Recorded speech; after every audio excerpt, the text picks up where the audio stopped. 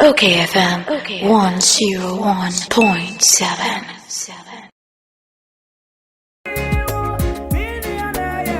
Okay, 101.7 FM Suni Ghana de Shimaima enenumrei memamu nyina ajo ebraso se de Abrabopa dwumadie no ebramo sede ye no ebrada enumre bia eduru brada se ya na kyerese Abrabopa bedwafo ya tenase ye ba bedi ye ho nkomo ye ba besua de se Bible se nimdi a meman ninti wo mo yera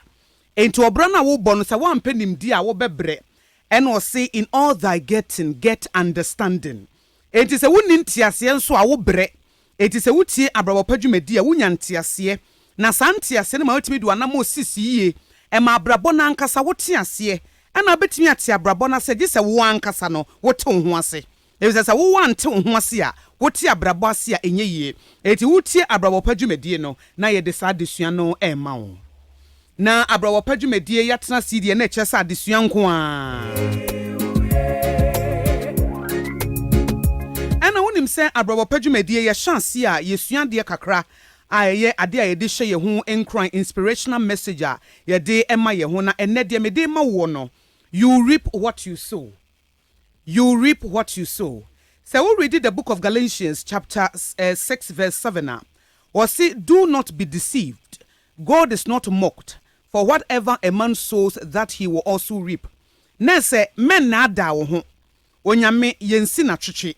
die nipadua no eno a ene wotwa enti am ye hu se abrabo yi mu no bibia no ayese aba se wodua a ebefifi wontimi enua bode entwa banche ena wontimi enua kwadu na wonkotwa mango enye possible saa de wobedua no eno a na wobetwa ena abrabo no so ewo nkrobata bebre saa nkrobata no ena sese wo hye na hu se edi aba na medua wa ha evi se at the end of the day ne edi nsunsuanso bi bebreo ebetimi aye nsunsuanso papa anase ebetimi aye nsunsuanso bone eti said ye onyankopon asama ye ka kire ye ewo Galatians chapter 6 verse 7 ne se onyankopon wo hoyi yensi na twetwe na se wo ye bibia na ye wo se wo dada wo bi a Bible na me ye hu se ye won na wo dada wo hu wo ye bibi na ye wo se wo dada wo bi no won na wo dada wan sa kodo wo suku mu a ni parent afre na busan se Akosua wo sua de wo se mami mi sua de pa wo ye sure wo se mi sua pa wadi misua saa wose exams ne mra no na afi FFF ne da ho na wabusa ne ho se na eba ne sei na ne wure fi se aba no odua ye no a wanyere ne ho ansua de no ne ewo cha no ene saa FFF no enti yenhye se ede na wobetimi adua ewo abraban krobata ahodo ye wo spiritual life no is a Bible no ka che se onyankopon boye se ne suban ne seso onyankopon so eye spirit etu ye nipa wo ye spirit ene o se ye nsom no ewo eye spirit and in truth enti spiritually no ede aba na wudua woni nyame ntem etesei ena Abrabopa bedwafo busa wo se woni nyankopon ntem no etesei enti woni nyame nkita hodie no wugina sei wa wo hye wo level no a wusua nyankopon asem woni nyame edi nkita ho wo nyame asem na waka no eno na wode bobra anasa wo ye ne wankasa wo pe ye wo nkrofo bebre ho a wo mte asore dem so wo ye kristofo nanso onyankopon asem no enya nnu no ode ye adwuma onyame asem no enya authoritative standard ema no any final authority e wo na brabom eto ase o media me ye kristoni spiritual life na te sen me kwa asore e na akọ ye na ye sei de nyame aka wo na sem mu no eno na wode bobra na sa wo ye ne wo pe wontimi nkasa wo ye kristoni wo bra Bible ne principles na wode ato ho no wato atwene ene na wo kristo som na wo so na ye wankasa na asa aya religious activity bi wo de niam bi akyekyere wo ho wo bedru fi a na wankasa wo ye ne wo pe enti mi busa wo say wo spiritual life no etesei ena wo mental life nso te say wo adwene mu no psychologically na etesei ade niam na wo hye ade enam na wo tie ebi say ade na wo tie no ene ade na wo hye ne nkomo a wo die nipa a wo de ho abɔ wo mo no enkomo na wo die ne enya nsunsuanso wo wadwenem enti eho behia se wo bebusa ho se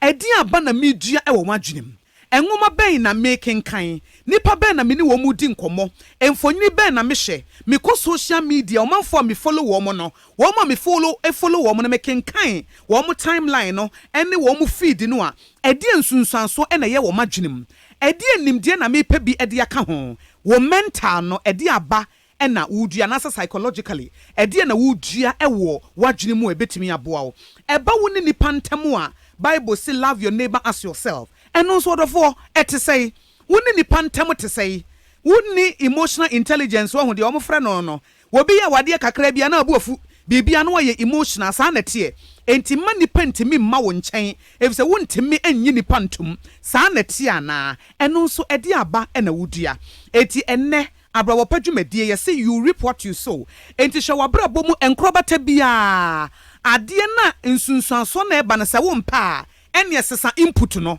efisɛ input na ɛkɔ output ɛna garbage in garbage out eti hwɛ wabrabɔ no mu ne ɛwɔ mu na wo mpɛ no ɛsesa wo san wɔkyi ebisa ho sɛ input ne te sɛn ɛdeɛ na media wɔ mabrabom na wasesa no wo ne wo yere ɛne wo kunu na muti fie hɔ no ɔdɔn na ɛsesa wo dɔ wo yere no saa na wo yɛ no anase ababe na wo dua ɛwɔ aware na se ababe na wo ba wo dua wɔ wo kunu abrabom ana wo mfa anidie ɛma wo kunu wo mfa ebuo ɛma no ɛne ɛbɛyɛ den na ɔdɔ no nso atimi adi mu ɛna bɛrima nso a wɔba nso pɛ so wɔ bu wɔ ɛwɔ m sɛ Bible no condition bi amata ho deɛ nanso yɛyɛ nipa wonno ɔba no na wotete no wanhwɛ a wontimi anya nigye bi na wontimi ɛmfa anidie ɛmma wo efisɛ wondua bibi papa ɛwom wo ne wo mantam ɛdie na wodua relationship bi anim wo sɔre a na wokɔ enti nkɔda no kora wo nim wo ebeduru mmerɛ bi kora wo frɔ wo kora wo nte wo kasa efisɛ wondua bibi ɛwɔ abusua ne mu enti ɛnɛ Abrabopa bedwafoɔ se you reap what you sow eti hwɛ wabrabɔ mu sɛ wodua bibi a ɛnya wo mpa yiyi ne nyina afiri hɔ na edua aba foforɔ efisɛ wontimi endua banche na wontwa bɔdeɛ deɛ wodua no ɛnoa ɛna wotwa wei ɛne deɛ edi hyɛ ye ho nkran ɛwɔ Abrabopa edwumadie so. OKFM 101.7